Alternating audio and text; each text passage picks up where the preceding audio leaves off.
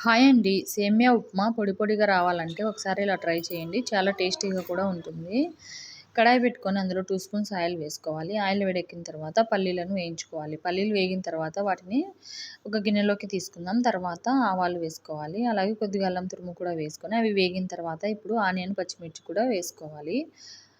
అలాగే వెజిటబుల్స్ కావాలన్నా కూడా యాడ్ చేసుకోవచ్చు. అలాగే టమాటా, కొద్దిగా కరివేపాకు కూడా వేసుకొని వాటిని కూడా వేయించుకోవాలి. మరీ ఎక్కువగా వేయించాల్సిన అవసరం లేదు. తర్వాత ఇప్పుడు మనము వాటర్ వేసుకోవాలి.